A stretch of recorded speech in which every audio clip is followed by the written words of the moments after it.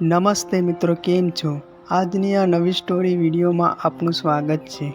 આપ જો અમારી ચેનલમાં નવા હોય તો ચેનલને સબસ્ક્રાઈબ કરી દેજો અને લાઈક કરી દેજો। ચાલો અમે જણાવીશું કે એકવાર ગામમાં એક નવો માણસ આવ્યો। તેનું નામ રામ હતું। રામ અત્યંત નિરાશાજનક સ્થિતિમાં આવ્યા।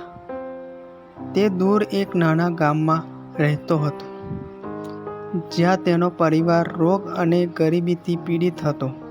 તેણે વિચાર્યું કે તે આ ગામમાં આવીને નવું જીવન જમાવશે। રામ ગામમાં આવ્યા અને આદર્શ બનવાની કોશિશ કરવા લાગ્યા। તેમણે દરેક કાર્યમાં સખત મહેનત કરી, બીજાને મદદ કરી અને દરેક માટે પ્રેરણા સ્ત્રોત બન્યા। તે અન્ય લોકોના સુખ દુઃખમાં પણ ભાગીદાર થતો। એક વખત ગામમાં ભારે દુઃખનો સમય આવ્યો, જ્યારે ગામના વડાનો દીકરો અચાનક બીમાર પડ્યો।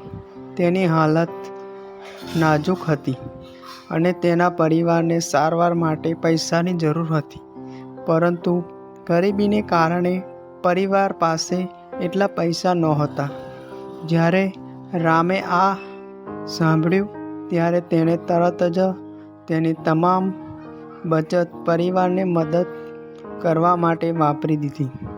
તેઓ ઈચ્છતા ન હતા કે આ શોકગ્રસ્ત પરિવારને અમારી જેમ સંઘર્ષ કરવો પડે।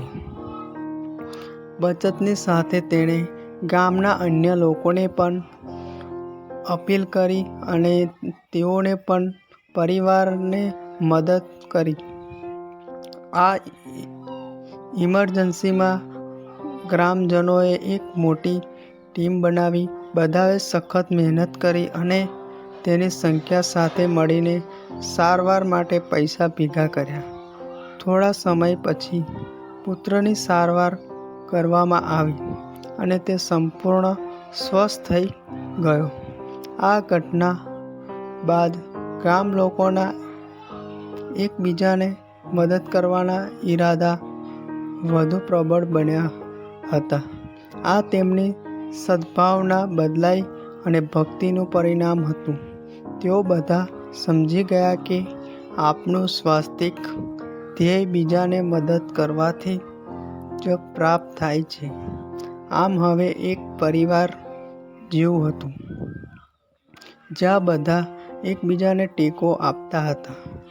અહીંના લોકોએ તેમના સુખ દુઃખ વહેંચ્યા, એકબીજાને મદદ કરી અને સાથે મળીને તેમના સંઘર્ષોનો સામનો કર્યો।